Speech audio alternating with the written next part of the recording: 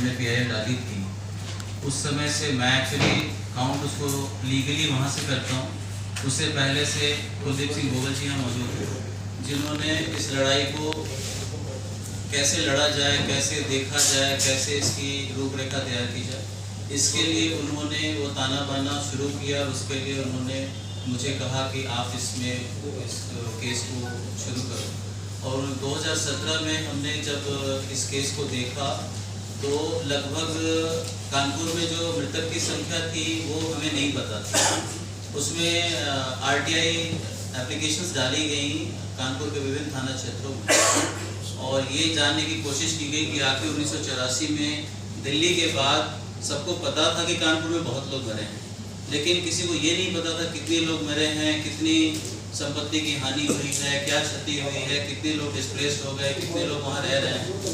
RTI में जो government के रिकॉर्ड थे उसके अनुसार हमें 127 लोगों के मरने की जानकारी मिली है वो 1984 के सिख दंगों में, जो बेकसूर लोग मारे गए। मैं उसको दंगा नाम नहीं देता, मैं नरसंहार नाम देता हूँ, बिकॉज ये वन साइडेड स्टोरी थी। जितने इनोसेंट लोग थे उनको, बेकसूर लोगों को बिना किसी रीज़न के, बिना किसी प्रोटेक्शन के उनको मार दिया गया, जबकि उनका कोई कसूर नहीं था। उसके बाद उससे भी दर्दनाक बात ये थी कि किसी भी केस में वहाँ पे सरकारों ने कोई एक्ट नहीं किया, और उसके बाद एक भी अपराधी जेल की सलाखों के पीछे तो जाना छोड़ दीजिए, मैक्सिमम केसेस में वो लोग डिस्चार्ज हो गए, जो बहुत ही दुखद बात थी। जब हमने पीआईएल डाली और उसके बाद हम सुप्रीम कोर्ट से हमने गुहार लगाई कि एसआईटी का गठन किया जाए, इसकी इन्वेस्टिगेशन करवाई जाए कि इतने लोग मारे गए, मास मर्डर हुआ है, तो आखिर आज तक उसमें कोई अनुसंधान, कोई विवेचना क्यों नहीं हुई? क्योंकि दिल्ली में एक कार्यक्रम चल रहा था, एसआईटी का गठन हुआ था, तो हमने कहा कानपुर में भी होना चाहिए। और उस समय जो यूनियन गवर्नमेंट थी उसमें जो डिफेंस मिनिस्टर थे राजनाथ सिंह जी, उन्होंने यूनियन गवर्नमेंट की तरफ से हलफनामा दिया सुप्रीम कोर्ट में कि हमें कोई आपत्ति नहीं है अगर एसआईटी बन जाए। और उसके बाद फिर ये प्रक्रिया शुरू हुई और अंत में एसआईटी का गठन 2019 फरवरी में हुआ। 2019 फरवरी से जब एसआईटी बनी और उसके बाद एक थाना क्षेत्रों में हम लोग जाके पर्सनली हम गए और एक थाने के डिटेल्स को खंगाला, और तब पता चला कि 84 की कोई दस्तावेज उपलब्धि नहीं थे थाने क्षेत्रों में, जो अगेन इस लड़ाई को इतना ज़्यादा। और जब हम लोगों से मिले, जिन जिन के नाम वहाँ दर्ज थे, जो लोग वहाँ मौजूद थे, जो विक्टिम्स की फैमिली थी वो लोग मौजूद थे, उनसे जब मिले और उन्होंने उस दृश्य के बारे में जब बताया हमें, तो सही बताऊँ हमारी रूह कांप गई कि इस तरह से भी कोई विभत्स जैसे जानवरों जैसा सलूक होता है वैसा किया गया लोगों के साथ। परिवार के परिवार उजाड़ दिए गए, और किसी को उसके बाद भी किसी को इतनी शर्म नहीं हुई या इतनी सहानुभूति नहीं हुई कि उन परिवारों के बसने का, उन परिवारों का कैसे क्या इलाज किया जाए। हम लीगली उस चीज़ को लेकर चल रहे थे, कम से कम अक्यूज को अंदर भेजा जाए, कम से कम किसी के घावों पे थोड़ा सा मरहम लगाया जाए।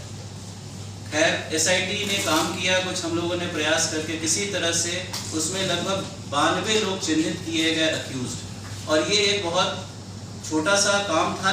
छोटा काम मैं इसलिए कह रहा हूँ कि इतने लोग मरे, उसके एवज में अगर 90-92 लोग अंदर जाते हैं, अक्यूज्ड बनते हैं, तो बहुत बड़ी चीज़, बड़ी उपलब्धि नहीं है। लेकिन हमारे लिए एक चीज़ थी कि जो लोगों के दिमाग में ये चीज़ खत्म हो गई थी कि नहीं, अब न्याय नहीं मिलेगा। चार्जशीट फाइल हुई है, लगभग 13 केसेस में चार्जशीट फाइल हुई है, जिसमें बड़े बड़े लोगों के नाम शामिल हैं, और हमें उम्मीद है कि हम लोग इस लड़ाई को तो जारी रखेंगे ही, लेकिन ये जो जितना भी ये सब हुआ वो भारतीय इतिहास में, दिल्ली वाले बात तो आप लोग जानते ही हैं, लेकिन बहुत बड़ा काला धब्बा है। छोटे छोटे शहरों में किस तरह से लोग स्ट्रगल करके अपनी ज़िंदगी बनाते हैं, किस तरह उनको उजाड़ दिया जाता है, कोई सुध भी नहीं लेता, कोई सरकार भी सुध नहीं लेती। तो शायद इसीलिए ये लड़ाई हम लड़ रहे हैं, और आप लोगों के सहयोग से और अभी तक जितना कर पाए उसमें हम कोशिश करते हैं कि हम सारे के सारे अक्यूज को अंदर भेजेंगे। इतनी हमारी अभी तक ये प्रयास हमारा चल रहा है। धन्यवाद। जो नवंबर 1984 का नरसंहार हुआ, उसको 38 साल हो गए हैं, और ये जो कानपुर का हादसा था, नरसंहार था, ये सामने आया ही नहीं। ना किसी को पता। हमें तो यही पता था कि सज्जन कुमार, जगदीश टैटर, एच.एस. भगत, कमलनाथ, ये सारे लोग जो है इनके नाम थे, मगर ये नाम सामने नहीं आए थे। मैंने और परसों जी ने लगातार फिर हमने एक बीड़ा उठाया और हम लग गए वहाँ पहले सबूत लेके आने के लिए। आप सच मानिए 3.5 साल में RTI का जवाब आया। 3.5 साल में जवाब आया कि उसमें 32 लोग जो है गुनाहगार हैं। तब अल्लाह के चढ़ती कला मांगती है हमेशा। ये उस कम्युनिटी की कहानी है जो 84 से 35 साल, दिल्ली तो कैपिटल था, यहीं से शुरुआत उनको पता रह गया, 35 साल तक विटनेस और विक्टिम ये नहीं साबित कर पाए कि हमारे 127 सिखों को मारा गया। तो जहाँ पर बात होती है 1984 के राइट्स की, जिसको हम लोग अब जेनोसाइड की तरह जानते हैं, तो ये जेनोसाइड सिर्फ एक कौम का नहीं है, बल्कि उस कौम का है जो मानवता के लिए, अपने लंगर सेवा के लिए और दुनिया भर में किसी के लिए भी कभी भी जरूरतों को खड़े रहते हैं। कोरोना में भी दिखाया कि अगर कोई मानवता के लिए आगे करके आया तो वो सिख कम्युनिटी आई। तो ऐसा क्या हो गया सिख कम्युनिटी को, जो इतने सालों से अपनी कुर्बानियां शहादत देती आई है, बट 35 साल तक दुनिया की सबसे बड़ी डेमोक्रेसी में केस दर्ज होके इन्वेस्टिगेशन का संगठन होना वो ही नहीं हो पाया।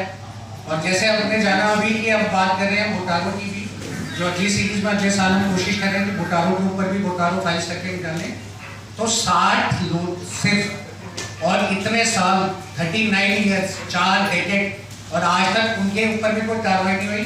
तो किस तरीके का ये पहलू है। आज अच्छा ये हो गया कि भाई आप सोशल मीडिया के थ्रू और OTT प्लेटफॉर्म से मूवी बना सकते हैं।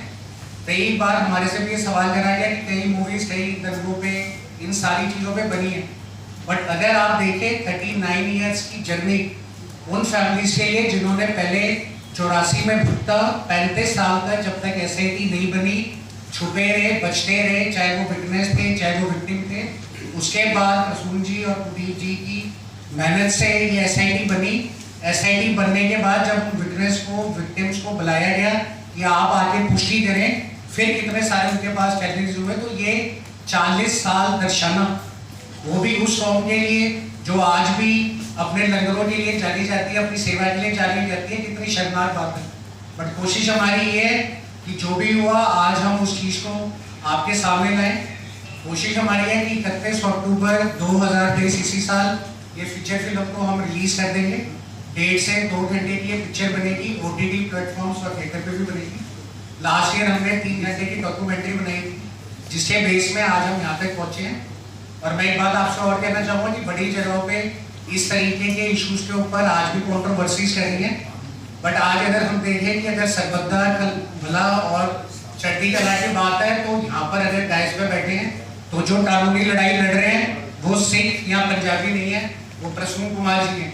तो अगर इंसानियत की बात होती जिससे हमारा धर्म चलता है, तो ये तो जीता जाता एग्जाम्पल है कि अगर ये कौमी बात होती, कौम की बात होती, धर्म की बात होती, टास्क की बात होती, तो प्रसून कुमार जी की तरह कोई सिख एडवोकेट यहाँ बैठ के इस चीज़ की पैरवी कर रहा हूँ।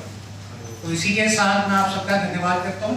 कोई भी डिटेल्स के लिए आप कुछ पूछना चाहे या कुछ करना चाहे तो वो आप करें। देखिए बात हीरोइन की नहीं है, it's not about heroine, it's about कि हम लोग जो है उसको किस तरह से प्रेजेंट करें जो हुआ 1984 में। तो उसको हम चाहते हैं कि वो लोगों तक पहुँचे, सच के रूप में पहुँचे। तो वो एक कोशिश है हमारी, बाकी हीरोइन या वो वाली बात नहीं है इसमें। हमारी बस ये कोशिश है कि हम अब जो सच्चाई है वो लोगों तक, जिस तो जो होते हैं वो तो देखिए जब काम करते हैं उस वक्त पे ही आते हैं, अभी से तो नहीं कोई बता पाएगा। जैसे जैसे चीज़ें आगे बढ़ती जाएंगी, चैलेंजेस आते रहेंगे, फेस करते रहेंगे और आगे बढ़ते रहेंगे। हमारा जो कोशिश है वो अक्टूबर तक की है। बाकी हर चीज़ साथ मिलती रहे, आप लोगों का भी साथ मिलता है हर चीज़ का, जिससे हम एक्सपेक्टेशन कर रहे हैं सब। देखिए न्याय की बात तो मुझे नहीं लगता कि मैं राइट पर्सन हूँ कहने वाली, हम सिर्फ कोशिश कर सकते हैं। बाकी तो जो हमारी जुडिशरी है, सारी जो है उनके ऊपर है, वो देखेंगे, उन्हें चीज़ें सामने आएंगी, सच्चाई पता लगेगी, लोग जब जो रियल स्टोरीज़ है वो सामने आएंगी, उसके बाद हाँ चेंजेस ज़रूर होंगे, लेकिन ये कहना कि हाँ न्याय मिलेगा या नहीं मिलेगा, इस पर शायद कहना चाहेंगे कि हर कोई इसे देखिए 1984 के जो भी राइट्स हुए थे वो सबको पता है, सब उसे जानते हैं। चाहे वो बच्चा आज पैदा हुआ हो तो उसके पेरेंट्स भी उसे बताएंगे कि हाँ ऐसा हुआ था, बताते भी होंगे। तो सबके जो उस वक्त नहीं थे उनको भी होगा कि हाँ हम देखें, जो भी हम किरदार निभा रहे हैं उस रूप में हमें देखें, क्या सच्चाई है वो जानें। तो हर एक को मुझे लगता है क्यूरियोसिटी होगी इस मूवी के बारे में जानने की, तो मुझे लगता है कि ज़्यादा से ज़्यादा लोग इसे देखेंगे और देखना भी चाहिए।